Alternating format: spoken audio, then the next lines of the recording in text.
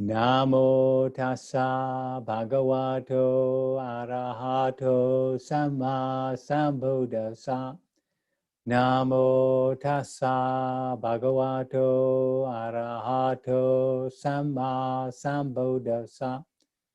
Namo tassa bhagavato arahato samma sambuddhassa. Homage to the Buddha, the Blessed, Noble, and fully self-awakened one. So this evening, to carry on our little Dharma exploration, Dhammapada exploration, thought I'd choose verse number 46. I shall chant it in the Pali first. Penu pamankayang ima vidit vamari chidamang abhisambudhano chetvana marasa papu pakani adasanam machura jasa gache. And the translation? This is Jill Fronsdale. Knowing this body is like foam, fully awake to its mirage-like image, cutting off Mara's flowers, one goes unseen by the king of death. And I prefer Tanisaro's translation actually on this one. Knowing this body is like foam, realizing its nature a mirage, cutting out the blossoms of Mara, you go where the king of death can't see. That's a bit more dramatic, I think. Let me read a little story that comes with it.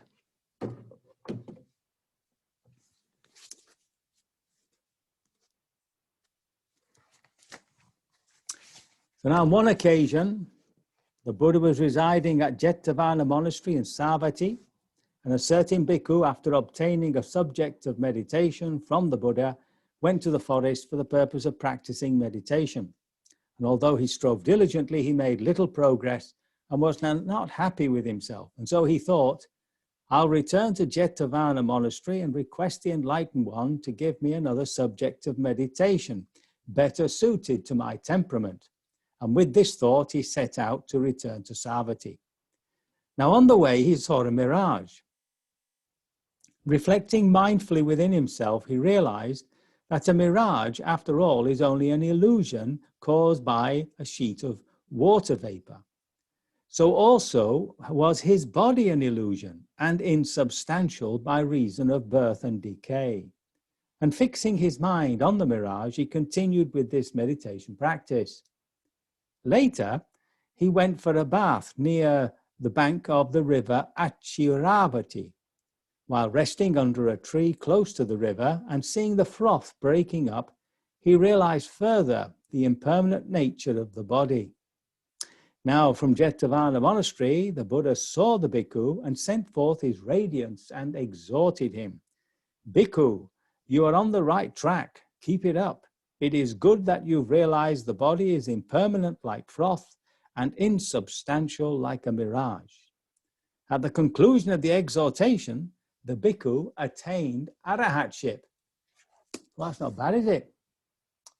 See what we're missing out on, not being born at the time of the Buddha.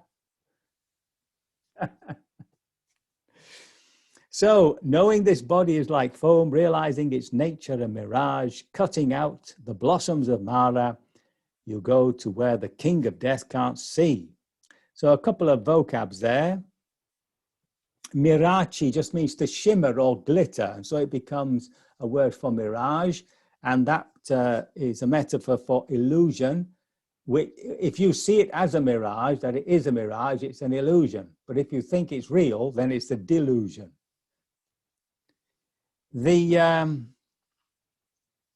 Now here it says, having cut off Mara's flower-tipped arrows. That's a more direct translation. Having cut off Mara's flower-tipped arrows.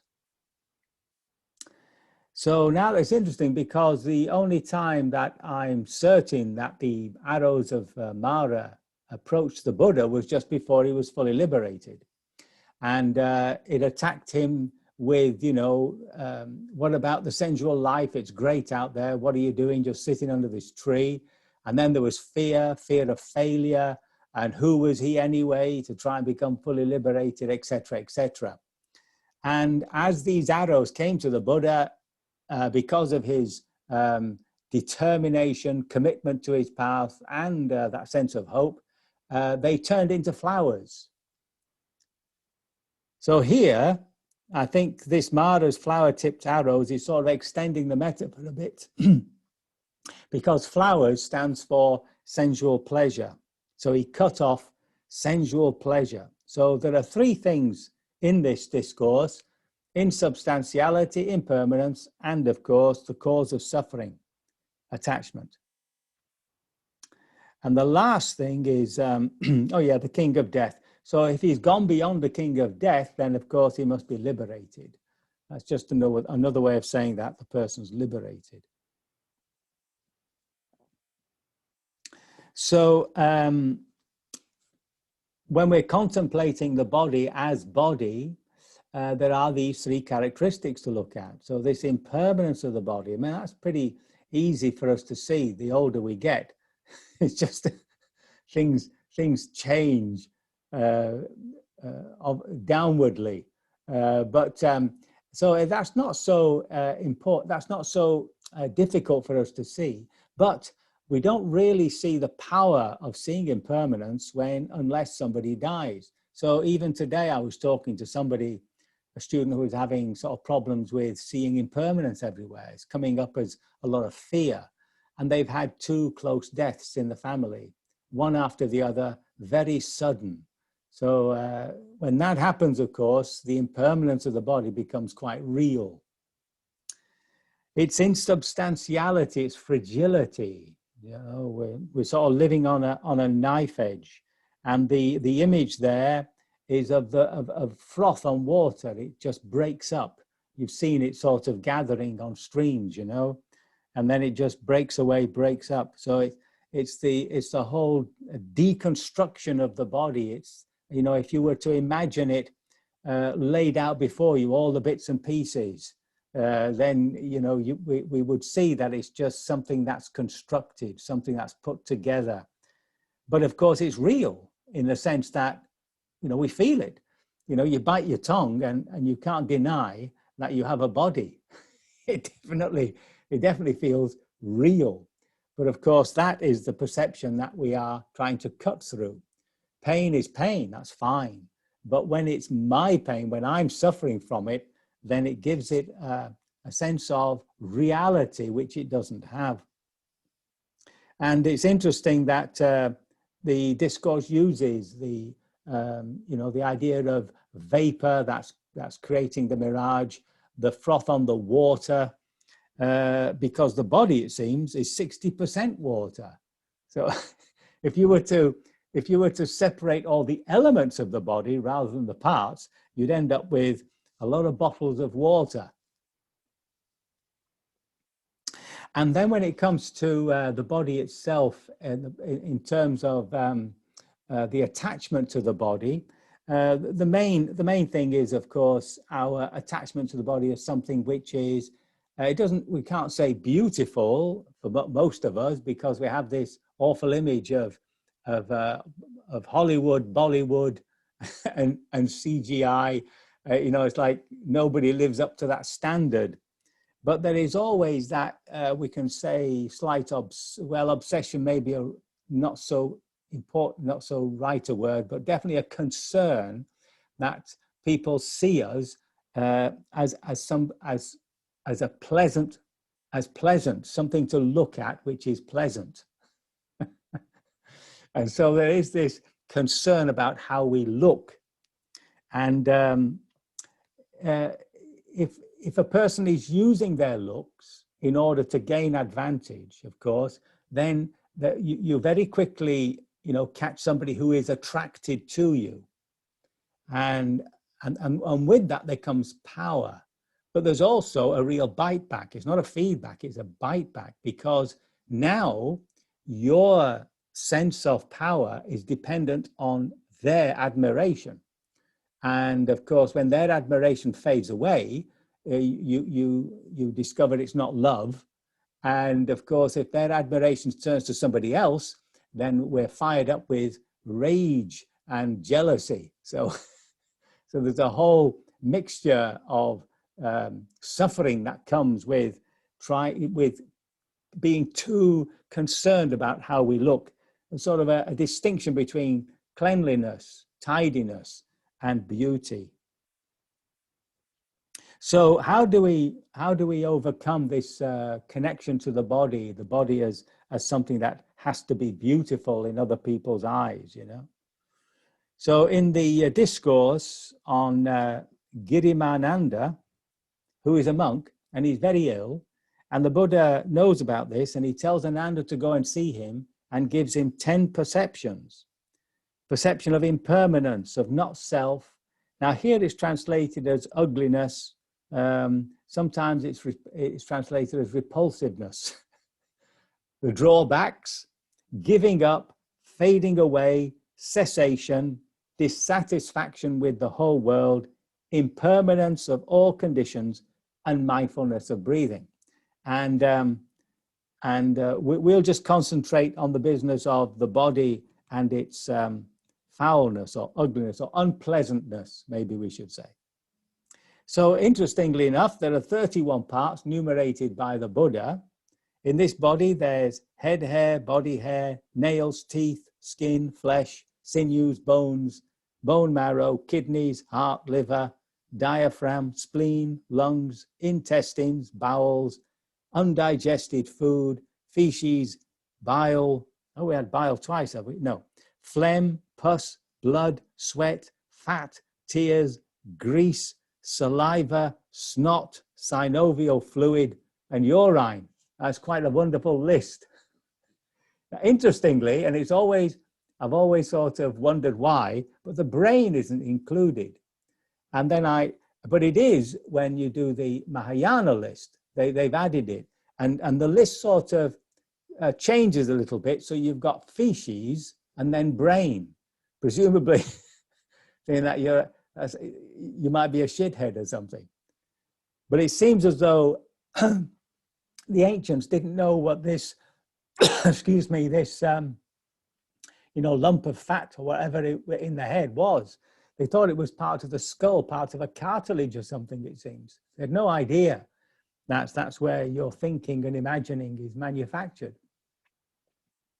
Now, although I say that, although we might be surprised by that because, now we take this for granted, when you're thinking and imagining, it's out there somewhere, isn't it? It's not, although it's inside you, it's sort of, you wouldn't imagine it to come out of this lump of fat that's inside your head. And I think in those days, prior to our severe split between the body and mind, people thought more from the heart. So often more about what I feel, what I understand, rather than what I think and understand. Anyway, what we're supposed to do, of course, is to bring the image of these in mind and just relate and just feel what our relationship is, right? Normally speaking, it's some form or some level of disgust, and to recognize that's not necessary. That's again something to do with not really accepting our body as animal. It's we're here as animals as well, and not accepting that part of it is unpleasant. It doesn't smell nice for a start. So it's just recognizing it's a smell, right? And the disgust is not actually necessary at all, which is a measure of our delusion about how the body should be, or how we imagine the body to be. So now, of course, the Buddha says what we do is to contemplate the drawbacks.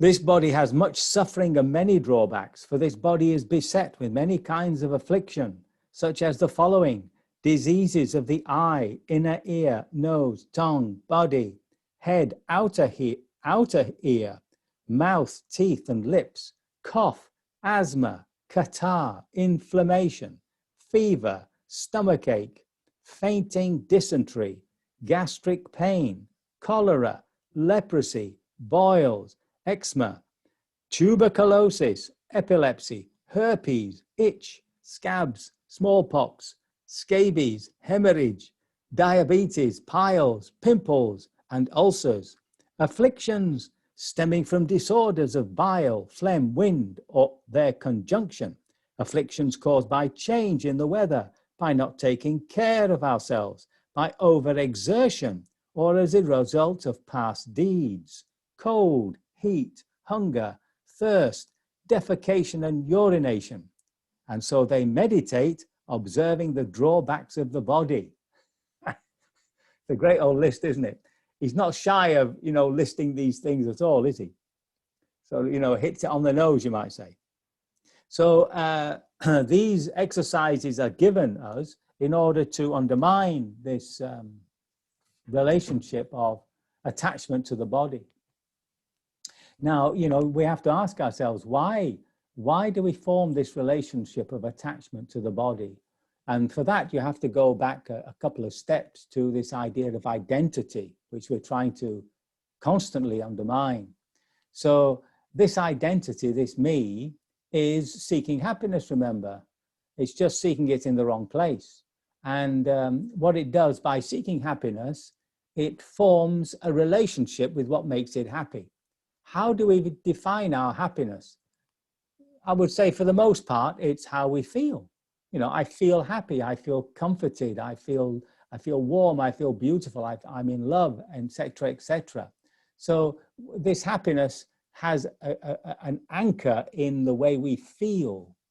And that's what we're always chasing. We're always chasing something that's going to make me feel good. And that's where the problem lies, because then everything that makes us feel good becomes something we depend upon. And when it's not there, that's when you get your grief and behind it sits your fear of loss and so on and so forth. All the miseries come out of trying to seek some sort of permanent happiness through the body.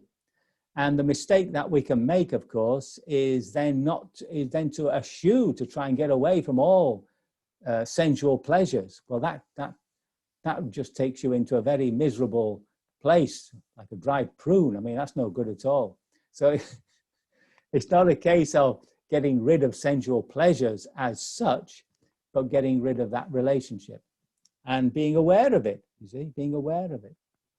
And of course, that was the old reason for fasting, and why Muslims also fast for 1 month every year, is to try and cut through this dependency we have on the sensual world for pleasure. That's what we used to do it for, as Christians, or I as a Catholic. During Lent, you had to give something up, you see, your sweets. Well, there's a pain, really, but the idea was to realize that you don't need sweets in order to be happy. So this verse, I've sort of built up a lot around it, but the basic message, of course, is the impermanence, the insubstantiality, and how not to be attracted by Mara's flowers. So I can only hope my words have been of some assistance, that they have not caused confusion, and that by your devotion to practice, you will be liberated from all suffering sooner rather than later.